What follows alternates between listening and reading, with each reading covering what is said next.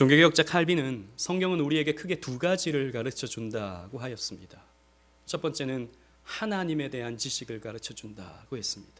하나님이 얼마나 선하신지, 하나님이 얼마나 위대하신지, 하나님이 우리에게 얼마나 큰 은혜를 베풀어 주시는지, 이것을 성경은 우리에게 가르쳐 주는 것이죠. 그리고 또 하나를 가르쳐 준다고 했는데, 이것은 인간에 대한 지식을 가르쳐 준다고 했습니다. 반면에 인간은 얼마나 악한지, 인간에게는 얼마나 죄가 득실득실한지, 겉모양은 꽤나 품이 있어 보이고 괜찮아 보이지만 그 마음에는 어둠과 더러운 것들과 추한 것들이 얼마나 많은지 적나라하게 보여주는 것이 성경이죠.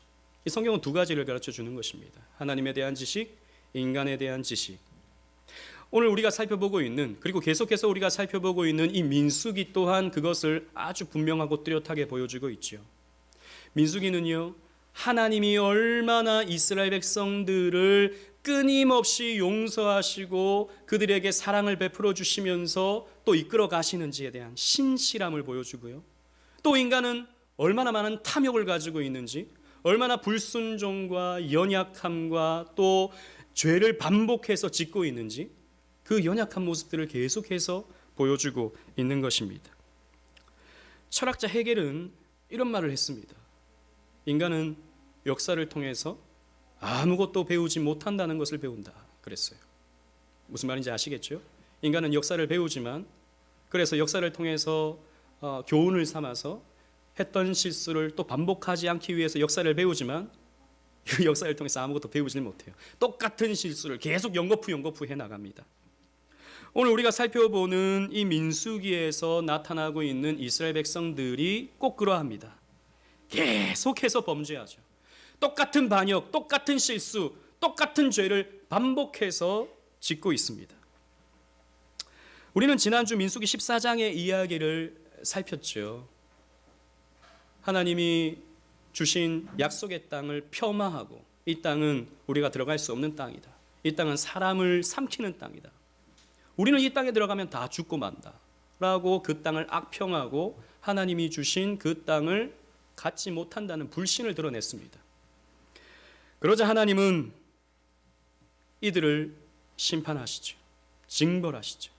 그래서 진짜 들어가지 못하게 하십니다. 40년 동안 광야에서 방랑하게 만드시는 것이죠. 이 정도 죄를 지었으면 이젠 좀 정신을 차렸으면 하는데 이스라엘의 죄는 끊이지 않아요. 이번에는 16장부터는요, 이 고라와 다단과 아비람의 반역 문제가 또 드러나게 됩니다. 이들은 250명의 족장들과 함께 아론과 모세의 지도권에 대해서 반항을 하였습니다. 이들은 모세와 아론이 분수에 맞지 않는 권위를 가진다고 불평했던 것이죠. 여러분 16장 3절을 한번 보십시오. 성경 오늘 17장인데요. 16장 3절을 보십시오. 제가 읽어보겠습니다. 그들이 모여서 모세와 아론을 거슬러 그들에게 이르되 너희가 분수에 지나도다. 회중이 다 각각 거룩하고 여호와께서도 그들 중에 계시거늘 너희가 어찌하여 여호와의 총회 위에 스스로 높이느냐라고 하였습니다. 이 고라와 다단과 아비람이 보았을 때 모세와 아론이 별 다를 바가 없거든요. 또 고라 같은 경우는 모세와 사촌 관계가 됩니다. 가까이서 봤겠죠. 뭐 똑같거든요. 똑같이 밥 먹고 똑같이 실수하고 똑같이 살아가는 그런 존재인데 왜 당신들만 특별한 지위를 계속해서 가지느냐라고 하는 문제를 제시했던 것입니다. 분수에 맞지 않게, 당신들은 분수에 맞지 않게 왜 이러한 특별함을 계속 유지하느냐라고 하면서 이 아론과 모세를 공격하고 있는 것이죠. 그도 그럴 것이, 여러분 생각해 보세요. 이스라엘이 계속해서 실수하고 범죄하고 패역합니다. 이 정도 되었으면 모세는 잘못이 없습니까? 이 정도 되었으면 지도자 아론은 잘못이 없나요? 평소에 똑바로 가르치고 똑바로 인도했으면 이런 문제가 없었을 것 아닙니까? 그러니까 이 정도 우리가 문제가 생기게 되었다면, 이 40년 동안 광야에서 이 방랑하게 되었다면 여기에 모세의 책임은 없는가? 아론의 책임은 없는가? 하는 문제 제기를 했다는 것이죠. 모세가 거룩하다면 우리는 안 거룩한가? 모세가 하나님을 만난다면 우리는 하나님을 만나지 않는가? 똑같이 하나님 만나고 똑같이 거룩한 하나님의 백성인데 왜 분수에 지나지 않게 저 모세와 아론은 특별한 지위를 계속 유지하느냐라고 하는 문제 제기를 하고 있는 것이죠.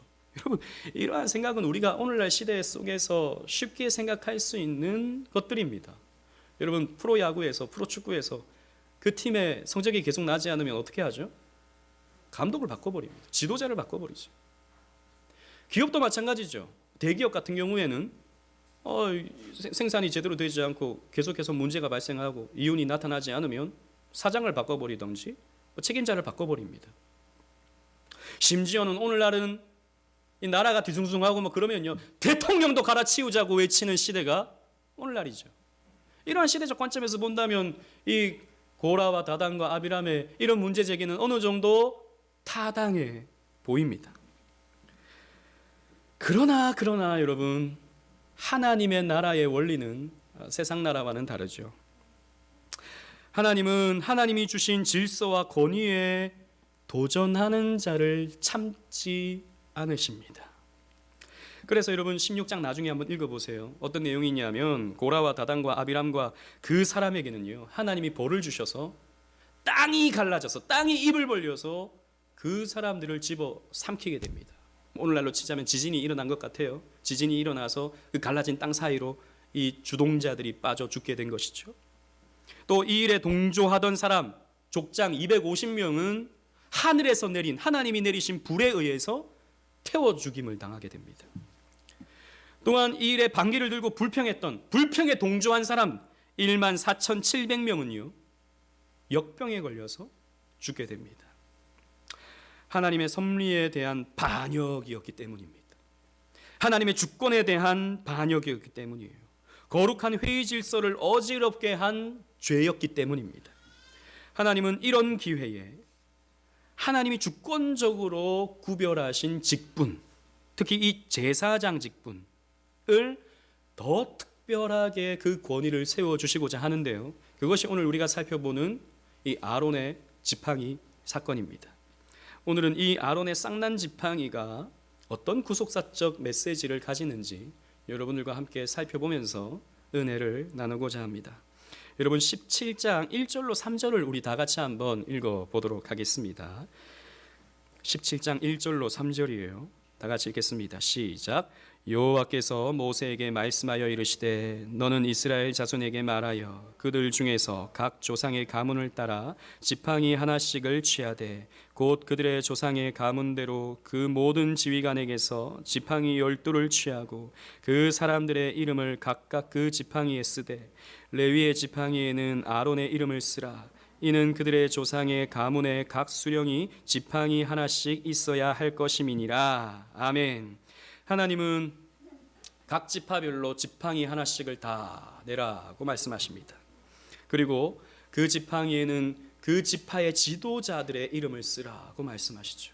그리고 레위 지파에는 아론의 이름을 쓰고 그 지팡이 12개를 이 성막 안에, 특히 증거계 앞에 이 지팡이를 두게 하라고 명령을 하십니다. 일반적으로 성경에서 말하는 이 지팡이라고 하는 것은 어떤 특별한 의미가 있어요. 고대 사회에서, 이 고대 근동 사회에서 지팡이가 가지는 어떤 의미도 있는데요, 같은 의미라고 볼 수 있습니다. 이 지팡이라고 하는 것은 지휘자, 지휘 도구라고 하는 그런 의미가 있어요. 여러분 고대 이 근동 지역의 왕들은 규라든지 홀이라든지 왕이 가지는 통치권의 지팡이를 가지고 있죠. 그래서 여러분 옛날 영화 같은 걸 보면 왕들은 다 뭐 어떤 반짝반짝거리는 지팡이들을 가지고 있지 않습니까? 그게 이제 홀, 규 같은 것들이죠. 그리고 하나님은 모세를 소명하실 때 모세에게도 지팡이를 허락해 주십니다. 주보를 보세요. 출애굽기 4장 17절 말씀에 너는 이 지팡이를 손에 잡고 이것으로 이적을 행할지니라 라고 말씀하셨습니다. 그래서 하나님은 모세에게 이 지팡이를 주시고 이 지팡이를 통해서 애굽의 재앙을 불러일으킵니다. 그래서 이 지팡이를 통해서 나일강에 이 지팡이를 치면 나일강이 피로 변하고요. 그리고 또 이 지팡이를 들었을 때 홍해가 갈라지고요. 이 지팡이를 가지고 반석을 쳤을 때 그 반석에서 물이 솟아나는 이적이 나타나는 것을 볼 수 있게 되죠. 그래서 모세는 자신의 지도력을 이 지팡이를 가짐을 통해서 나타내는 것을 우리는 성경에서 볼 수 있습니다. 지도자라는 것이죠. 또 예수님도 제자들을 파송하면서 지팡이를 주시는 장면이 성경에 나와요. 여러분 주보를 보시면 마가복음 6장 8절 말씀입니다. 명하시되 여행을 위하여 지팡이 외에는 양식이나 배낭이나 전대의 돈이나 아무것도 가지지 말며 라고 말씀하십니다. 즉 이 제자들이 이제 나가서 복음을 전해야 되는데 예수님은 지팡이 외에는 가지고 가지 마라. 돈이라든지 옷이라든지 이런 거 가져가지 말고 오직 지팡이만 가지고 가라 라고 말씀을 하셔요. 이 지팡이는 무엇을 말하겠습니까? 복음의 권세, 복음의 권위, 이것을 가지고 가라라는 것입니다. 그래서 이 지팡이를 가지고 복음을 전했을 때 귀신이 떠나갑니다. 이 지팡이를 가지고 나아갔을 때 병든 자들이 고침을 받습니다. 그 하나님이 주신 특별한 권세, 특별한 권위를 말하고 있다는 것이죠. 이렇듯 하나님은요, 아론의 지팡이를 더 특별하게 하심으로 말미암아서 아론의 이 대제사장적 직분이 특별한 권위가 있는 것임을 나타내는 것입니다. 그래서 이 아론의 지팡이가 특별해지는데 어떻게 특별해집니까? 여러분 본문 8절을 보십시오. 17장 8절 다 같이 읽겠습니다. 시작. 이튿날 모세가 증거의 장막에 들어가 본즉 레위 집을 위하여 낸 아론의 지팡이에 움이 돋고 순이 나고 꽃이 피어서 살구 열매가 열렸더라. 아멘. 여러분 죽어있는 지팡이에서, 뿌리가 잘려진 지팡이에서 생명의 움이 터진 것입니다. 순이 난 거예요. 꽃이 핀 거예요. 열매가 맺힌 것입니다. 이건 기적이죠. 이건 사실 일어날 수 없는 일입니다. 여러분 이건 나무로 만든 강대상인데 여기에서 여러분 무슨 움이 트겠습니까? 여기서 무슨 꽃이 필 수 있겠습니까? 여러분들이 앉은 그 의자도 나무로 만든 것인데 거기에서 어떻게 열매가 맺힐 수 있겠습니까? 일어날 수 없는 일이죠. 뿌리가 박혀있는 이런 식물이나 살아있는 식물이나 그렇게 할 수 있는 것입니다. 이건 뭐죠? 하나님의 초자연적인 기적을 통해서 하나님이 어떤 특별함을 드러내신 것입니다. 그런데 여기에서 재밌는 것은요, 살구에 해당하는 히브리어가 샤케드라는 말입니다. 샤케드. 근데 이게 사실 정확하게는 살구가 아니에요. 아몬드입니다. 아몬드. 우리나라의 성경이 번역될 때 우리나라에는 그 당시에 아몬드가 없었기 때문에 그 비슷한 게 없을까 찾아보다가 이 살구로 이렇게 번역을 해놓은 것이거든요. 이 아몬드는요 고대 근동 지역에서 지금도 마찬가지지만 흔히 볼 수 있는 그런 나무입니다. 꽃은 벚꽃처럼 이렇게 하얗게 펴요.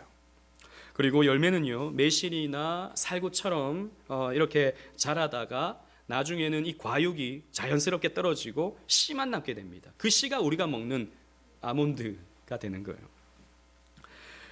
그런데 이 성경에서요, 이 살구 나무가 가지는 어떤 의미가 또 있습니다. 그냥 의미 없이 살구 나무가 열린 게 아니에요, 여러분. 이 살구가 가지는 의미가 있는데, 여러분 주보를 보세요. 예레미야 1장 11절 말씀. 주보를 보시고 다 같이 한번 읽어보도록 하겠습니다. 예레미야 1장 11절 시작. 여호와의 말씀이 또 내게 임하니라. 이르시되 예레미야야, 내가 무엇을 보느냐? 대답하되 내가 살구나무 가지를 보나이다. 아멘. 자, 하나님이 예레미야를 소명하실 때 하나님이 보여주시는 환상이 있어요. 그 환상이 어떤 것이냐면 살구나무 가지를 보여주시는 것이었습니다. 그런데 이것을 보여주시면서 하나님이 어떤 말씀을 해주시는데, 여러분 그 다음 보십시오. 예레미야 1장 12절 주보했습니다. 여호와께서 내게 이르시되 내가 잘 보았도다. 이는 내가 내 말을 지켜 그대로 이루려 함이라 하시니라. 사실 이렇게만 보면요 무슨 뜻인지 잘 모릅니다. 하나님이 넌 무엇을 보았느냐? 살구나무를 보았나이다 라고 했는데, 잘 보았다. 내가 내 말을 지키겠노라. 이게 무슨 말씀인지 우리는 잘 알지 못하는 거예요. 한글 성경으로 보면 그렇습니다. 그런데 히브리어 성경을 보면요, 여러분 아까 그 살구가 히브리어로 뭐라 그랬죠? 샤케드라 그랬죠. 근데 여기에서 지키다 할 때, 내가 내 말을 지켜 할 때 이 지켜에 해당하는 단어가 샤카드입니다. 즉 히브리어로 샤카드라는 말은 지키다 혹은 지켜보다의 의미가 있어요. 뭐 keep eyes 이런 의미가 있는 거예요. 그러니까 이렇게 뭔가를 지키고 있는 것, 그리고 이렇게 지켜보고 있는 것, 이것을 샤카드라고 합니다. 철자는 같아요. 히브리어는 자음만 있지 모음은 없거든요. 철자는 똑같습니다. 그러니까 샤케드, 샤카드 발음만 달라요. 그러니까 하나님은 언어 유희를 하고 계시는 거예요. 예레미야야, 너는 샤케드를 보았느냐? 나는 너희를 샤카드 하리라 라는 말씀을 해주시는 거예요. 그러니까 살구나무는 어떤 의미를 가지냐면 하나님의 지키심, 하나님의 지켜보심, 이런 의미가 있는 겁니다. 예레미야를 하나님께서 소명하실 때 그때 당시에 이스라엘 유다 백성들의 상황은 어떤 상황이었냐면 이제 곧 포로로 끌려가야 되는 상황이에요. 바벨론에 의해서 나라는 망하게 되고요, 포로로 끌려갔다가 70년 후에 다시 돌아오게 되는 그런 상황입니다. 그런 말씀을 이제 이스라엘 백성들에게 전하라는 거예요, 예레미야에게. 그런데 아무도 이런 말을 사람들이 믿질 않습니다. 아무도 이런 말을 받아들이지 않아요.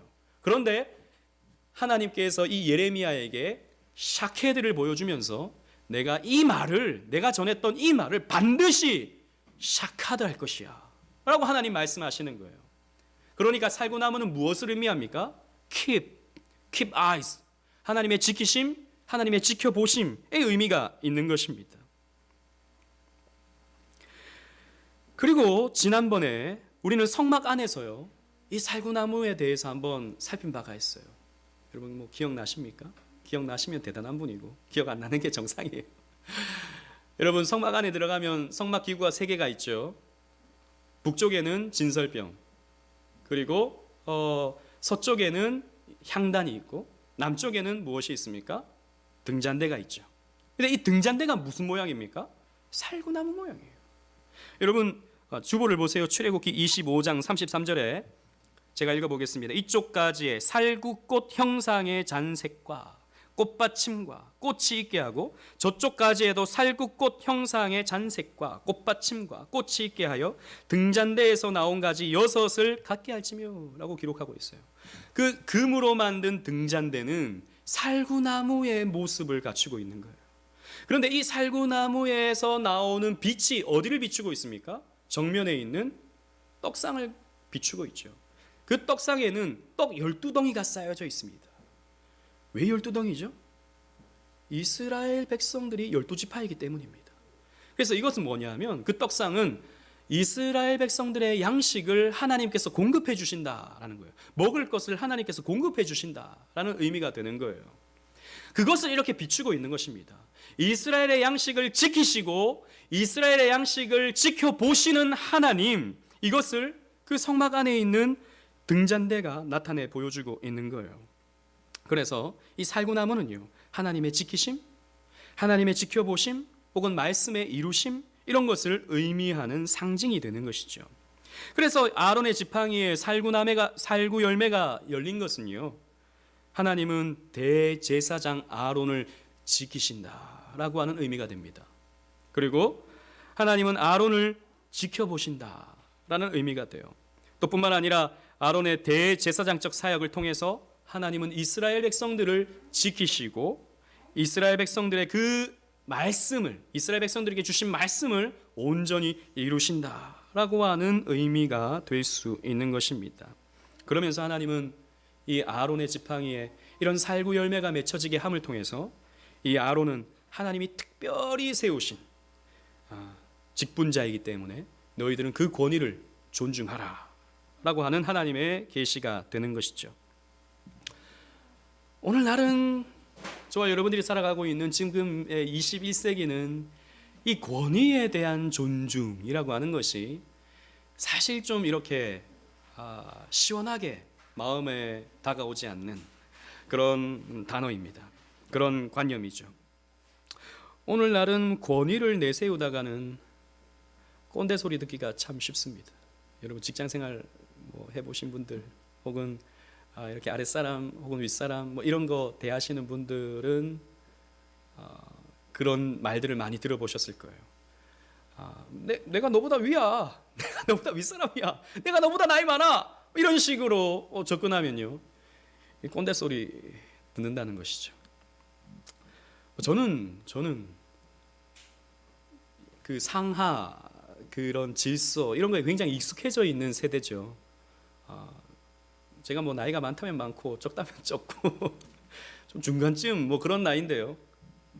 뭐 저는 80년대 완전 초반생이니까 그래도 저는 좀 그런 상하, 뭐 질서 이런 거에 익숙하거든요. 그런데 여기 앉아 있는 지금 우리 뭐 한조, 한서, 우리 뭐 유성 청년 뭐 같은 경우에는 뭐 90년대 이후 출생이잖아요. 거의 2000년 출생이잖아요. 이런 경우에는 좀 느낌이 다르다는 것이죠. 90년대생이 온다라고 하는 그런 책도 한때 유행하지 않았습니까? 옛날처럼 그냥 내가 너보다 나이 많아 그냥 시키는 대로 해 이런 식으로 하다가는 난리가 납니다. 내가 너보다 윗사람이야. 윗사람 아랫사람이 어디 있습니까? 이렇게 나오는 게 요즘의 상황인 것이죠. 물론 여러분 어떻게 무슨 요즘 같은 시대에 나이로 밀어붙입니까? 직위 내세우면서 그렇게 합니까? 그런 걸 권위주의라고 하죠. 여러분 권위주의는 물론 우리가 좀 거리를 두어야 하는 그런 개념이죠. 권위주의는. 그러나 여러분 권위 자체는 다릅니다. 권위는 우리가 살아가면서 꼭 필요한 것들이라는 것이죠. 권위 자체가 흔들린다면 사회와 공동체의 질서가 무너질 수밖에 없습니다. 자, 우리 주하나 조금만 조용해져. 목사님이 설교를 해야 되니까. 우리 주한이가 올해부터 이렇게 예배를 밖에서 드리겠다고 정말 지금 너무 잘 앉아 있어요. 정말 우리 박수 쳐줘야 돼요. 너무너무 잘하고 있어요. 근데 이제 조금만 소리만 내지 않고 그림 열심히 목사님이 하는 그 설교를 그림으로 잘 그려주면 좋을 것 같아. 지금 너무 좋아요. 지금 자세 너무 좋아요. 우리 교회는 어린이들도 함께 예배 드리는 교회니까 우리 이런 것도 훈련이 필요합니다. 앞으로 가면 예배 더 잘 드릴 거예요. 권위 자체가 흔들린다면 사회 자체가 무너질 수밖에 없죠. 그런데 여러분 생각해 보세요. 요즘 사람들이 권위주의, 권위, 그런 거 듣기 싫어 이렇게 말하지만 사실요 인간은요 권위에 종속되게 혹은 권위에 의존되게 창조함을 받은 사람들입니다. 그래서 인간은 어떤 권위에 의존되어 있을 때 마음이 편안함을 느껴요. 사람들 얘기해요. 나 권위 같은 거 싫어. 난 누군가가 나에게 하라 하지 마라 이런 거 싫어. 나는 자유롭게 살고 싶어 라고 말하지만 그 사람은 그 자유롭게 살고 싶어 라고 하는 어떤 시대적 사조의 권위에 의존되어 있는 거예요. 무슨 말이냐면 제가 최근에 본 영화 중에 짧게 본 영화에 다 보진 않았어요. 여러분 보지 마세요. 별로 안 좋은 영화예요. 박화영이라는 영화가 있었어요. TV에 무료로 나오길래 한번 봤는데 그 비행 청소년들의 리얼리즘을 보여주는 그런 영화였는데 보다가 더 이상 못 보겠더라고요. 그 박화영이라는 여자애가 나오는데요. 엄마에게 쌍욕을 막 합니다. 쌍욕을 해요. 보도 못한 욕을 해요. 경찰들이 와서 말리거든요. 경찰들한테도 막 욕을 해요. 그런데요. 그렇게 집 나온 아이들이 같이 합숙 생활을 하는 그런 데가 있지 않습니까? 아지트가 있지 않습니까? 거기서 생활을 하는데요. 놀랍게 거기에서 갖는 그들의 위계 질서, 이제 짱 비슷한 존재가 있잖아요. 그동안 구두목 같은 존재가 있잖아요. 그런 질서에는 100% 순종합니다. 그러니까 부모의 권위는 인정하지 않는데, 국가 공권력의 권위를 인정하지 않는데, 자기들 조직 내의 질서에는 그리고 그 짱가 같은 그런 사람에게는 여자한테도 마찬가지고 절대적으로 순종해요. 자신의 모든 것을 갖다 바쳐요. 그래서 자신의 모든 것을 다 갖다 바쳐도 아까워하지 않아요. 거기에 철저하게 순복합니다. 영화가 그래요. 그게 여러분 인간입니다. 우리는 어떤 특별한 권위가 싫다고 해서 내 마음대로 살아야지 하지만 가만히 보면 또 다른 권위에 종속되어 살아가고 있는 것을 우리 인간은 발견하게 돼요. 그래서 우리에게는 바른 권위가 필요한 것입니다. 그래서 우리에게는 정당한 권위가 필요해요. 그 정당한 권위, 바른 권위를 우리가 붙잡지 않으면 엉뚱한 짓을 하고 있는 겁니다. 인간이 그렇게 되는 것이죠. 성경은 우리에게 권위를 가르쳐 줍니다. 10계명 가운데 5계명이 그것을 우리에게 가르쳐 주죠. 여러분 출애굽기 20장 12절 말씀, 아까 우리가 읽었던 낭독했던 10계명의 5계명인데요. 내 부모를 공경하라. 그리하면 내 하나님 여호와가 내게 준 땅에서 내 생명이 길리라 라고 말씀하셨습니다. 여러분 하나님은 부모에게 1차적으로 인간에게 가장 처음 맞닥뜨리게 되는 권위가 부모라고 하는 권위죠. 그래서 자녀들은 그 권위에 순복하고 공경을 나타냄으로써 가정은 질서가 잡혀지게 됩니다. 오늘날에는 여러분 뉴스를 보면 아동학대가 굉장히 심각한 문제로 대두가 되고 있죠. 예, 정말 심각합니다. 그 어린 아이들을 폭행하고 물고문하고 발가벗겨서 쫓아내버리고 정말 상상할 수 없는 일들이 요즘 일어나고 있는 것 같아요. 그런데 그건 사실 요즘에 일어나는 것만 아니라 옛날에도 그런 일들이 사실 비일비재했죠. 옛날에는 그런 이념이 없었기 때문에 그냥 넘어갔던 것을 요즘에는 그런 것들이 부각이 되고 문제시되죠. 그런데 여러분, 그런 아동학대의 문제는 아주 극소수의 문제예요. 우리 주변에서는 쉽게 나타나지 않는 문제이기도 합니다. 그게 한번 나타나면 뉴스의 이슈화 돼서 우리가 많이 보면서 요즘 많아지고 있다고 생각하지만, 더 심각한 문제는 보통의 가정에서 부모의 권위가 무너지고 있다는 데 있습니다. 아이들이 부모님 말을 듣지 않아요. 친구의 말을 듣지 부모의 말을 듣지 않아요. 부모님을 쉽게 생각하고 가볍게 여깁니다. 여기에는 참 어떻게 보면 부모님의 문제도 있죠. 어릴 때부터 너무너무 아이들을 왕처럼 공주처럼 이렇게 기르면서 그 집에 지도자라고 자기가 착각하는 거예요. 애들이.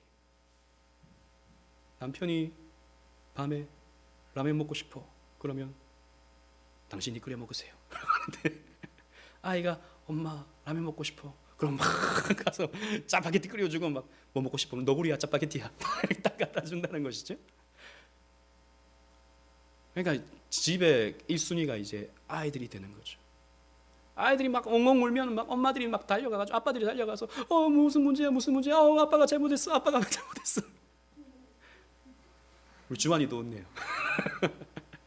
예, 아이들이 그렇게 크니까 자기가 잘못이 없는 거예요. 부모님이 잘못이.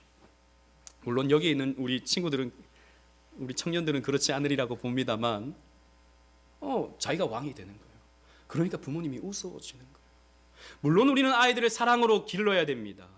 희생하면서 아이들을 가르쳐야 됩니다. 그러나 부모는 부모로서의 권위가 있어야 되는 것이죠. 그래야 가정이요 바로 세워지고 그 가정은 행복해질 수 있습니다. 이 권위가 무너지면 엉뚱한 데 가서 충성한다니까요. 짱한테 가서 충성한다니까요. 엉뚱한 권위 앞에 머리를 숙이고 있다니까요. 그렇게 되는 것이죠. 그런데 5계명은 육신의 부모만을 의미하지 않습니다. 우리가 고백하는 웨스트민스터 대요리 문답 124문답에는 5계명의 부모를 이렇게 설명합니다. 여러분 잘 들어보십시오. 문, 제5계명에 있는 부모는 누구를 뜻합니까? 답, 제5계명에 있는 부모는 육신의 부모뿐만 아니라 연령과 은사에 있어서의 모든 윗사람과 특히 하나님의 규례에 의하여 가정과 교회와 국가를 막론하고 우리 위의 권위의 자리에 있는 자들을 뜻합니다. 쉽게 말해서 우리가 공경해야 할 대상은 가정에서는 부모요, 교회에서는 교회 지도자요, 국가에서는 위정자들을 말하고 있다는 것이죠. 여러분, 왜 우리는 이런 자들에게 존중하고 순복해야 됩니까? 그건 하나님의 통치와 다스림을 이들이 대리하고 있기 때문이에요. 부모는 하나님을 대신해서 아이를 창조합니다. 그리고 그 아이를 자라게 만들죠. 하나님을 대신해서 말입니다. 교회에서 목사는 하나님을 대신해서 여러분들에게 하나님의 말씀을 전해주게 됩니다. 국가에서는 위정자들이 하나님을 대신해서 여러분들의 안보와 여러분들의 복지를 제공해 주죠. 하나님을 대신해서. 그래서 이런 가정에서의 부모, 교회에서의 지도자, 그리고 국가 위정자들은 하나님이 세우시는 자들입니다. 성경이 그렇게 말하고 있어요. 여러분, 로마서 13장 1절에 각 사람은 위에 있는 권세들에게 복종하라. 권세는 하나님으로부터 나지 않음이 없나니 모든 권세는 다 하나님께서 정하신 바라 라고 말씀하고 있어요. 모든 권세, 크게는 세 가지. 부모, 교회 지도자, 목사, 장로, 그리고 국가 위정자. 하나님을 대리하기 때문에 우리는 그들에게 순종해야 된다는 것이죠. 물론 하나님의 말씀 안에서 그리해야 됩니다. 하나님의 말씀과 벗어난 것을 요구할 때는 우리는 거절할 수 있어야 되죠. 하지만 그게 아니라면, 옳고 그름의 문제가 아니라 이렇게도 생각할 수 있고 저렇게도 생각할 수 있는 문제라면 우리는 기꺼이 순종할 수 있어야 되는 것입니다. 이게 하나님이 주신 특별한 권위예요. 하나님이 주신 특별한 질서입니다. 아론의 직분을 하나님께서 특별하게 해주신 것처럼 이런 부모와 교회 목사와 그리고 국가 위정자들에게 하나님께서 특별한 권세를 주신 거예요. 그렇기 때문에 우리는 그 질서에 순응하면서 살아갈 때 우리의 삶은 편안해질 수 있어요. 그런데 오늘날 이게 안 되니까 부모의 권위가 무너지고 교회 목사의 권위가 무너지고, 물론 교회 목사의 권위가 무너진 데는 교회의 잘못, 그 목사의 잘못이 가장 커요. 제가 봤을 때 그렇습니다. 그리고 국가의 지금 권위가 대통령의 권위라든지 사법부의 권위라든지 이런 것들이 지금 많이 흔들리고 있죠. 여러분, 그래서 우리 이 세상은 이렇게 시끄럽게 되는 것입니다. 아무리 뭐 네가 옳다 내가 옳다 쌓아봐도 세상은 그렇게 달라지지 않아요. 갈등만 더 커질 뿐입니다. 그래서 하나님은요, 이 쌍난 지팡이를 통해서 특별한 권위에 대해서 가르쳐 주는 것입니다. 하나님이 세우신 대제사장 아론은 내가 세운 특별한 권위자야. 이런 권위에 도전하면 너희들은 벌을 받을 것이다 라고 하는 말씀을 하나님께서 하시는 것입니다.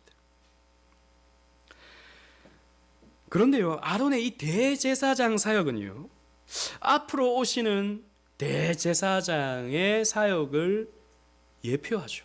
그 앞으로 오시는 대제사장은 누구를 말하고 있습니까? 영원한 대제사장이신 예수 그리스도를 말하고 있습니다. 그래서 많은 성경 신학자들은 이 아론의 쌍난 지팡이가 그리스도의 사역을 힌트하는 어떤 상징물이라고 해석하기도 합니다. 여러분 보세요. 마른 낙대기에서 우미 돋고 싹이 돋았습니다. 죽은 나무 막대기에서 꽃이 피고 살구 열매가 맺혔어요.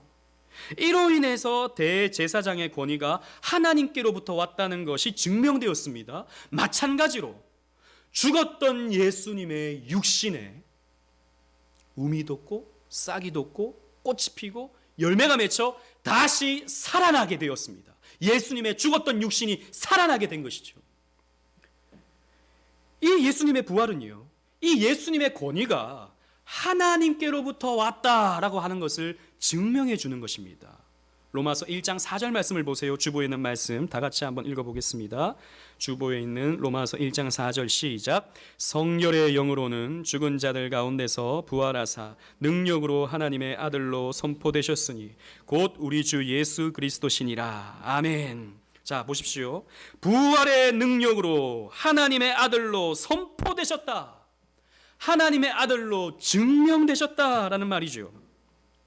예수님은 그 공생의 사역 가운데 수많은 사람들의 공격과 거절을 경험하셨습니다. 사람들은 이렇게 말하죠. 누가복음 20장 2절에 당신이 무슨 권위로 이런 일을 하였는지, 이 권위를 준 이가 누구인지 우리에게 말하라. 당신이 그런 말씀을 전하고 있는데 누가 그렇게 가르쳤냐? 누가 그런 말을 하라고 허락해줬냐? 라고 그 권위에 대한 문제를 제기했습니다. 왜냐하면 예수님은 나사렛 시골 출신이거든요. 예수님은 가난한 목수의 경력밖에 없거든요. 또 예수님은 정통 랍비 밑에서 공부한 적이 없거든요. 그러니까 예수님 권위가 없다라고 생각을 했던 것이죠. 그런데 그때 예수님께서 이렇게 말씀하십니다. 이 사람들이 와서 한번 멋진 표적을 한번 보여봐라. 모세와 같이 그런 표적을 한번 보여봐라. 그러면 우리가 한번 믿어볼게. 아니, 예수님께서 그 전에 수많은 표적을 나타내 보이셨는데 거기에는 눈을 감던 사람들이 또 예수님께 와서 표적을 한번 보여봐라. 그럼 믿어볼게. 이런 식으로 말을 하는 것입니다. 그때 예수님께서 이런 말씀을 하셔요. 마태복음 12장 39절에 예수께서 대답하여 이르시되 악하고 음란한 세대가 표적을 구하나 선지자 요나의 표적밖에는 보일 표적이 없느니라. 너희가 표적을 구하느냐? 악하고 음란한 세대나 표적을 구한다. 그런데 내가 너희들에게 보여줄 표적이 하나 있는데 바로 요나의 표적밖에 없다라고 말씀을 하셨어요. 여러분, 구약 선지자 중에 요나를 알고 계시죠? 요나는 니느웨로 가야 했었는데 다시스로 가는 배를 타고 가다가 물에 빠지게 되었습니다. 그래서 큰 물고기가 요나를 삼키게 되죠. 큰 물고기 뱃속의 상황을 요나는 어떻게 묘사하는지 요나서 2장 2절 말씀을 보십시오. 여러분 주보에 있는 말씀입니다. 제가 읽어보겠습니다. 이르되 내가 받는 고난으로 말미암아 여호와께 불러 아뢰었더니 주께서 내게 대답하셨고 내가 스올의 뱃속에서 부르짖었더니 주께서 내 음성을 들으셨나이다. 스올의 뱃속, 그 물고기 뱃속을 스올의 뱃속이라고 표현하고 있습니다. 이 스올이라는 말은요, 성경에서 어떻게 번역될 수 있냐면 음부라고 표현해요. 무슨 말이냐면 죽음의 상태, 지옥의 상태를 스올, 음부라고 표현을 한다는 것입니다. 지금 요나는요, 물고기 뱃속이 지옥같이 느껴지는 거예요. 죽음같이 느껴지는 거예요. 그 죽음의 뱃속에서 3일 동안 있었던 것입니다. 그랬던 요나가 3일 후에 물고기가 토해내죠. 그래서 다시 살아나게 됩니다. 예수님은 이 표적밖에 너희들에게 보일 표적이 없다라고 말씀하셨어요. 이 표적이 무엇을 말하죠? 3일 동안 예수님께서는 죽음의 권세에 매여 있었어요. 음부의 권세에 매여 있었어요. 그런데 음부의 권세가 예수님을 계속 붙잡을 수가 없었죠. 음부의 권세는 예수님을 토해낼 수밖에 없었습니다. 그래서 예수님은 다시 살아나셨어요. 죽었던 예수님께서 다시 생명을 얻으셨어요. 이게 무엇입니까? 예수님의 부활입니다. 이것이 예수님이 하나님의 아들 되심의 표징이다라는 것이죠. 예수님께서 나타내신 여러 기적들이 예수님의 표적이 아닙니까? 표징이 아닙니까? 하나님 아들 되심의 표징이 아닙니까? 그런데 기적 자체는요, 구약 시대의 엘리야라든지 여러 선지자들도 그런 기적은 나타냅니다. 그리고 사도들도, 심지어는 바울 같은 경우에는 우리 지난주에 성경 읽었던 대로 죽었던 유두고를 또 살려내지 않습니까? 그런 기적은 다른 사도들이라든지 선지자들도 할 수 있는 거예요. 그런데 예수님만이 스스로 부활할 수 있는 것, 이것은 예수님만이 할 수 있는 하나님 아들 되심의 표징이 되는 것이죠. 마치 죽었던 나무, 죽었던 지팡이에서 싹이 나듯이 말입니다. 그래서 이 대제사장 아론은 하나님께서 세우신 대제사장이다라고 하는 것을 보여주는 것처럼 예수님은 하나님의 아들, 메시아, 그리스도라고 하는 것을 분명하고 확실하게 나타내주는 표징이 되는 것입니다. 그런데 이것은 단순히 예수님에게서 그치는 것이 아니죠. 여러분, 그 구약의 아론의 대제사장직은 신약에서 예수님으로 성취가 됩니다. 예수님이 대제사장 되셔서 십자가의 제사를 하나님께 올려드림으로 그 구약의 대제사장직을 완성하잖아요. 그래서 오늘날 제사장은 누가 제사장입니까? 목사가 제사장입니까? 아니죠. 저와 여러분들이 제사장이 됩니다. 그래서 베드로서에 너희는 왕같은 제사장이다 라고 말씀하고 있죠. 저와 여러분들이 다 제사장입니다. 그래서 여러분들은 제사장을 통해서 하나님께로 가는 것이 아니라 여러분 직접 스스로가 하나님께 기도할 수 있고 하나님께 예배할 수 있고 말씀을 통해서 하나님께 은혜를 받을 수 있게 되는 거예요. 꼭 어떤 중보자, 목사 이런 사람들을 통과할 필요가 없는 것입니다. 그래서 저와 여러분들이 다 제사장이 되었어요. 그래서 예수님이 겪으셨던 그 부활의 능력을 저와 여러분들도 경험하게 되는 거죠. 그래서 앞으로 저와 여러분들이 죽으면 어떻게 됩니까? 예수님께서 다시 오실 때 저와 여러분들도 부활하게 되죠. 그 부활에 함께 참여하게 되는 것입니다. 그래서 예수님은 이 아론의 지팡이처럼 다시 생명을 얻어서 그 어떤 지팡이가 나타내고 있던 그 특징들을 고스란히 드러내면서 그 생명력을 우리들에게도 공급하십니다. 여러분, 아론의 지팡이에 움이 돋았다 했어요. 움이라고 하는 것은 그 겨울철에 여러분 밖에 나가 보시면 나무에 싹이 나기 전에 이렇게 눈이 달려 있는 것을 볼 수 있을 것입니다. 잎이 이렇게 맺혀지기 전에 나오는 눈, 이런 것을 움이라고 표현한다는 것이죠. 식물에 움이 돋아나면 곧 싹이 나겠구나라고 하는 것을 알게 됩니다. 그러기에 움이라고 하는 것은 소망과 생명을 의미하죠. 여러분, 예수께서 우리의 소망이 되십니다. 예수께서 우리의 생명이 되셔요. 예수께서 우리에게 이 소망과 생명을 주시기 때문에 우리는 살아납니다. 아무리 어려움이 있어도, 아무리 추운 겨울이 우리를 얼게 만들고 우리를 죽게 만들 것처럼 여겨져도 우리는 이 움이 터져서 결국에는 생명을 잃지 않고 이 싹으로 갈 수밖에 없는 그런 존재가 되는 거예요. 그리고 이 아론의 지팡이에 순이 자라났습니다. 이 순이라고 하는 것은 작은 새싹을 말하고 있어요. 여러분, 한 번 자라기 시작한 싹은요 급속히 자랍니다. 저도 이렇게 교회에 이런 식물들 저는 매일매일 보지 않습니까? 이런 이파리 식물들을 보면 재밌어요. 처음에 요만큼 싹이 아주 귀엽게 자라납니다. 그런데 며칠 못 가서 쑥 자라요. 신통방통하게 그렇게 자라나는 것을 보게 돼요. 여러분, 이 싹이라고 하는 것은 그런 생동감, 그 푸르름, 이런 것을 상징하죠. 여러분, 예수님은 생동감 있는 사역을 진행하셨습니다. 귀신을 쫓아내고 많은 병자를 고치셨으며 죽은 나사로를 살려내는 생동감 있는 사역을 감당하셨습니다. 마찬가지로 예수님은 저와 여러분들에게 생동감 있는 삶을 허락해 주십니다. 여러분, 그렇기 때문에 우리는 너무 움츠릴 필요가 없습니다. 아무리 어려움이 우리를 찾아오고 아무리 위기가 우리를 찾아온다 할지라도 하나님의 생동력이 저와 여러분들에게 있기 때문에 우리는 살아가면 사라지는 것입니다. 우리는 그러한 믿음을 가지고 하루하루를 살아가는 거예요. 위축되지 마십시오. 움츠러들지 마십시오. 앞으로 나아가십시오. 하나님께서 여러분들을 살아 움직이게 하는 것입니다. 또 아론의 지팡이에서 꽃이 핍니다. 꽃은 아름답죠. 꽃은 향기롭습니다. 꽃은 사람들로 하여금 노래하게 만듭니다.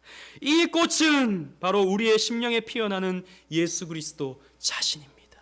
그래서 성경에서 예수님을 향해서 예언하기를 샤론의 수선화, 골짜기의 백합화라고 하는 표현으로 예수님을 예언하고 있다는 것이죠. 그러므로 예수와 함께하는 우리의 삶은 꽃이 만발한 화원이 됩니다. 여러분, 우리의 삶이 꽃밭이라고요. 여러분, 우리의 삶이 꽃밭이에요. 목사님 무슨 말씀하십니까? 제 삶이 지금 얼마나 피곤한데, 가시밭과 같은데. 여러분들이 눈을 감고 있어서 그래요. 믿음의 눈을 뜨시면 여러분들의 삶이 꽃밭입니다. 왜? 예수님과 함께한 삶이기 때문이에요.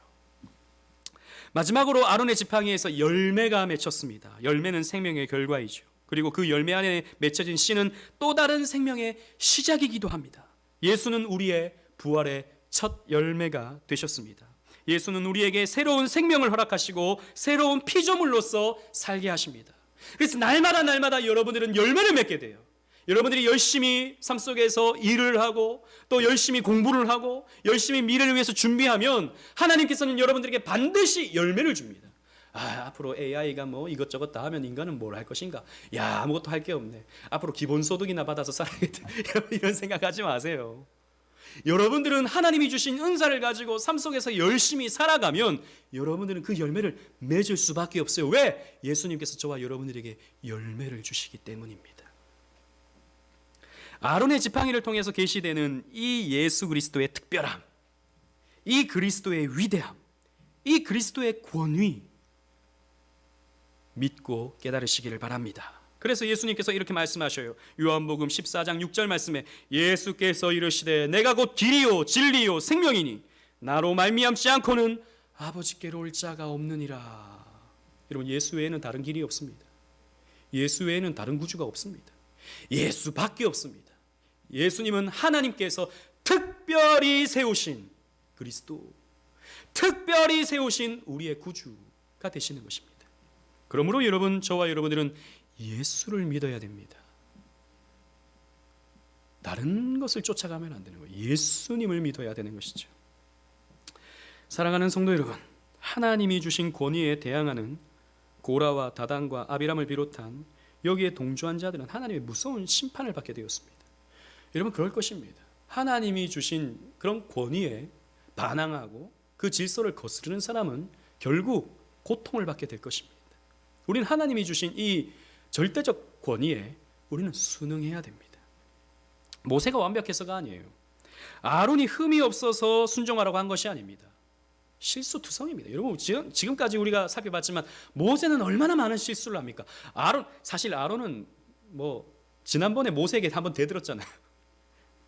그런 경력이 있던 사람입니다. 실수투성이에요. 그런데도 불구하고 하나님은 특별한 존재이니, 특별한 직분자이니 너희들은 순종해라 라고 말씀하십니다.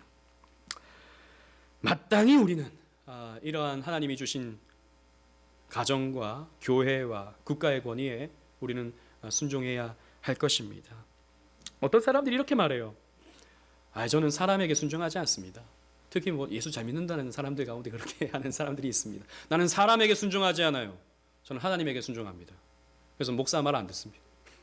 그리고 부목사들 중에 그런 부목사들이 있어요. 저는 담임 목사님에게 순종하지 않아요. 저는 하나님께 순종합니다. 이런 참 어떻게 보면 어처구니 없는 이런 사람들이 있어요. 물론 말씀과 그 벗어나는 어떤 뭔가를 제시하면 거기에는 우리가 당연히 반대를 해야 되죠.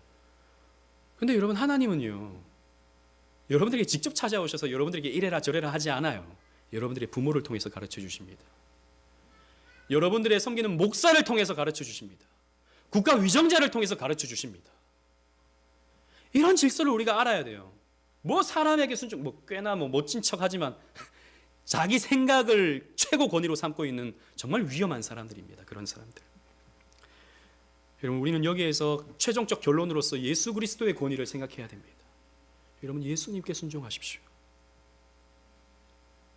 예수님에게 순종하십시오. 예수님의 말씀에 순종하십시오. 이것이 우리가 가장 행복하게 살아갈 수 있는 첩경입니다. 여러분들이 말씀 밖에서 목사님이 얘기하는 그대로 살다간 내가 망하겠어. 목사님이 가르치는 대로 내가 신앙생활 하다가는 내가 어떻게 살아. 그냥 적당히 그냥 이렇게도 살고 저렇게도 살고 내가 판단해서 사는 거지. 어떻게 성경 말씀대로 다 살아. 이렇게 살다가는 내가 망하겠지. 적당히 그냥 들어갈 때 들어가고 나갈 때 나가면서 융통성 있게 살아가야지. 이렇게 살아갈 때 여러분들의 삶은 더 꼬이고 괴로워지는 것입니다. 그냥 하나님 말씀에 순종하는 거예요. 하나님의 절대 권위인 성경에 순종하는 것입니다. 목사의 말에 순종하지 마십시오. 목사를 통해서 선포되어지는 하나님의 말씀에 여러분 순종하셔야 됩니다. 목사가 뭐 여러분들이 개인적으로 뭐 이런 것들에 여러분 귀 기울이지 마시고 하나님 말씀에 순종하셔야 되는 것입니다. 그리고 예수님만 따라가는, 예수님에게만 소망을 두는 여러분들이 되시기를 바랍니다. 그렇게 하나님이 주신 이러한 질서, 이러한 권위를 존중하고 거기에 순응하면서 살아갈 때 우리는 꽤나 행복하고 더 발전되는 그러한 삶을 살 수 있게 될 것입니다. 이러한 믿음으로 하루하루를 살아갈 수 있는 저와 여러분들 되시기를 주님 이름으로 축원합니다. 아멘.